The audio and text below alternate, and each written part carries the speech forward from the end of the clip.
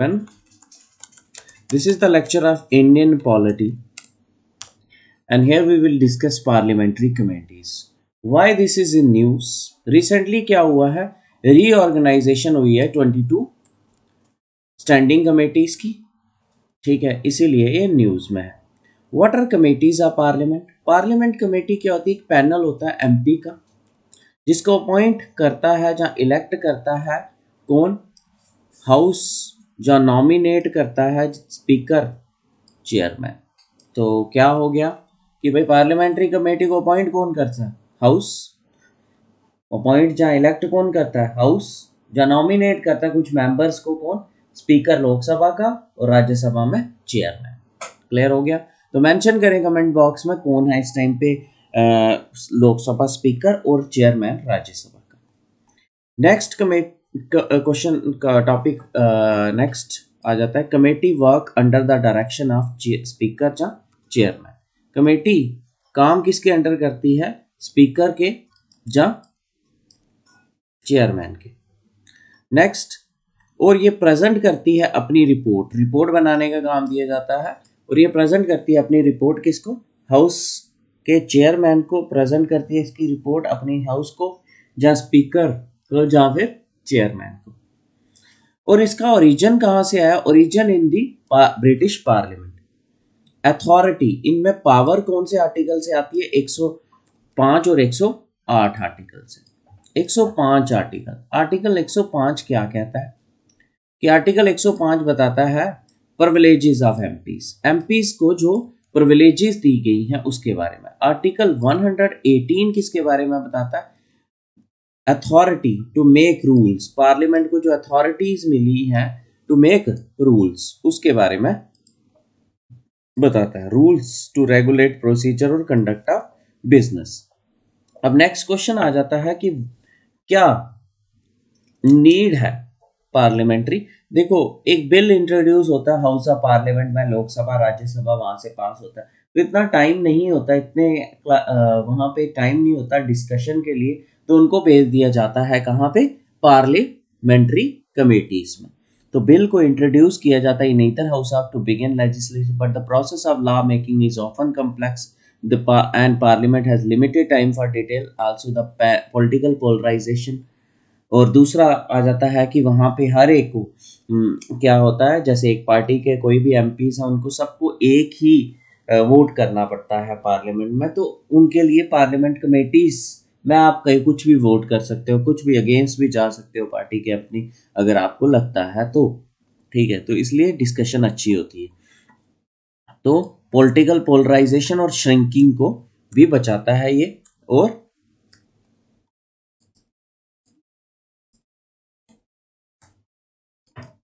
दूसरा आ जाता है due to these issues. What are the various committees of parliament? Multiple type of committees होती हैं.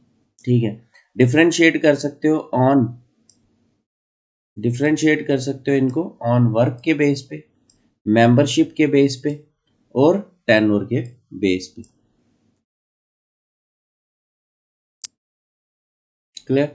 ब्रॉडली दो टाइप्स में क्लासिफाइड की हैं, स्टैंडिंग कमेटीज और अडॉक कमेटीज. स्टैंडिंग कमेटीज जो होती हैं वो मिनिमम 1 साल का उनका टाइम पीरियड होता है, और अडॉक कमेटीज जो होती हैं वो जैसे ही अपना काम कंप्लीट करती हैं वो डिसॉल्व हो जाती हैं.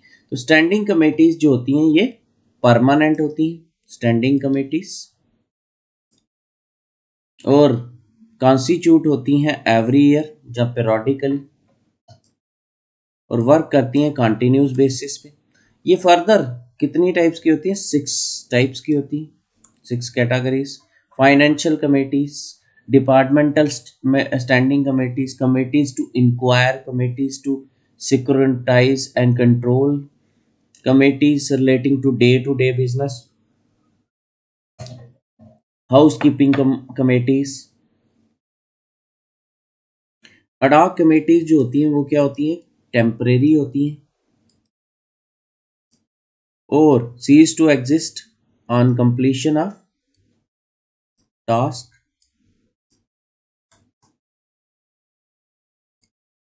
क्लियर? तो दो टाइप्स की होती है पार्लियामेंट्री कमेटी, स्टैंडिंग कमेटी, वो परमानेंट होती हैं और उनका टेन्योर 1 साल होता है। और वो 6 टाइप्स की होती है। अडाक कमेटीज जो होती हैं वो टेम्परेरी, और जैसे ही टास्क कंप्लीट होता है वो खत्म हो जाती हैं। फर्दर 2 टाइप्स की होती है, इंक्वायरी कमेटीज और एडवाइजरी कमेटी। प्रिंसिपल अडा कमेटीज जो होती हैं select and join committees, bills कोई बिल्स पे सेलेक्ट की जाती हैं। सिग्निफिकेंस क्या होती हैं, प्रोवाइड लेजिस्लेटिव एक्सपर्टीज। तो आपको पता है जो most of the member of parliament, यहाँ पे आप बाहर से मेंबर भी चूज कर सकते हो, ठीक है, फॉर द एडवाइस, ठीक है। तो एमपीज जो होते हैं वो सब्जेक्ट मैटर के एक्सपर्ट नहीं होते हैं, बाहर से भी आप डिस्कशन के लिए ला सकते हो इसमें। Acting as a mini parliament, parliament का ही काम करती है, लॉ मेकिंग के लिए डिस्कशन होती है, ठीक है, clear. Instrument for detail security, तो ये जो कमेटी होती है ये बिल को एग्जामिन करती है closely.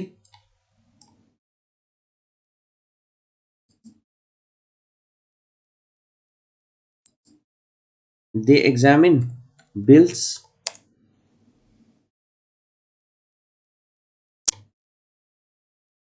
they examine bills very closely and sought inputs.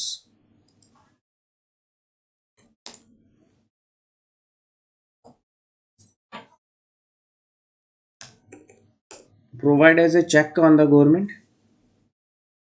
Government के ऊपर चेक की तरह काम करती है ये। Why is the standing committee, अब पार्लियामेंट्री कमेटीज एक इशू है साइडलाइन करना, weakening of parliament system government. अगर आप साइडलाइन कर लोगे पार्लियामेंट्री कमेटीज को, ठीक है, इनको यूज नहीं करोगे तो पार्लियामेंट्री सिस्टम गवर्नमेंट जो होगी वो वीक हो जाएगी। एक ही गवर्नमेंट जो होगी वही बना सकती है पावर्स।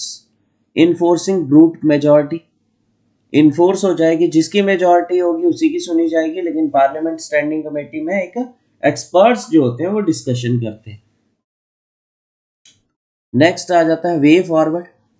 फॉरवर्ड क्या है, mandating security for the significant bills passed by means of thus a strong parliament committee system is required. Strong parliament system चाहिए एक कंट्री में। वे फॉरवर्ड यही है कि एक स्ट्रॉन्ग, जैसे अभी भी यहाँ पे अगर स्पीकर को लगेगा, चेयरमैन को लगेगा तभी कमेटी बनाई जाती है, तो यही है कि ऐसा नहीं होना चाहिए। एक स्ट्रॉन्ग पार्लियामेंट कमेटी सिस्टम होना चाहिए to require ensure parliament sanctity in the law making process. तो ये है question with reference to parliament of India, ये 2018 के यूपीएससी में आया। With reference to parliament of India which of the following parliament committee synchronize and report to the house whether the power to make regulations, rules, sub rules, by laws conferred by the constitution or delegated by the parliament are being properly exercised by the executive within the scope of such legislation। ये committee है कौन सी, committee on subordinate legislation. तो देखिए हम इसमें हम चारों कमेटीज को डिस्कस करेंगे। कमेटी ऑन गवर्नमेंट एश्योरेंस क्या होती है, to synchronize assurance promise undertaken given by the minister from time to time। तो ये किसके लिए बनाई जाती है, to synchronize the assurance promise and undertaking on the floor for Lok Sabha. Lok Sabha के लिए कितने मेंबर बॉडी है, ये 15 मेंबर बॉडी है, किसके लिए, लोकसभा। और राज्यसभा के लिए ये 10 मेंबर की body. Committee and subordinate, subordinate का क्या फंक्शन है, to synchronize report whether the power to make regulation, rules, sub rules, bylaws confirmed by the constitution. इसका ये काम होता है कि जो रूल्स लॉज वगैरह बनाए हुए हैं उनको प्रॉपरली पार्लियामेंट यूज कर रही है, उनको एक्सरसाइज कर रही है। फॉर बोथ लोकसभा और राज्यसभा में ये कितने मेंबर बॉडी होती है, 15 मेंबर बॉडी होती है। कौन सी, committee on subordinate legislation. Next rules committee, इसका फंक्शन क्या होता है, to consider matter of procedure और conduct of business in the house. क्या प्रोसीजर फॉलो होता है हाउस में और कैसे कंडक्ट होता है बिजनेस। और to recommend and to recommend भी करता है अमेंडमेंट्स या एडिशंस, कौन कौन सी अमेंडमेंट करनी चाहिए। लोकसभा में ये 15 मेंबर बॉडी है और राज्यसभा में ये 16 मेंबर बॉडी है। कौन सी बॉडी? Rules committee. और the committee is headed by the chairman और स्पीकर एज द केस में भी। ठीक है, अगर राज्यसभा है तो चेयरमैन हेड होगा, और लोकसभा कौन सी कमेटी का? रूल्स कमेटी का। अब बिजनेस कमेटी क्या है? बिजनेस कमेटी किसके लिए बनाई होती है? To recommend the time that should be allotted for the discussion of such government of legislation and other business। Time कितना देना चाहिए? किसी गवर्नमेंट लेजिस्लेटिव को डिस्कशन के लिए। और इस कमेटी के कितने मेंबर्स हैं? 15 मेंबर हैं। बॉडी इन लोकसभा है, लोकसभा में ही होती है, headed by the speaker of the house. तो कौन सी बिजनेस एडवाइजरी कमेटी सिर्फ कहाँ पे होती है? लोकसभा में होती है। ठीक है, thanks a lot for listening.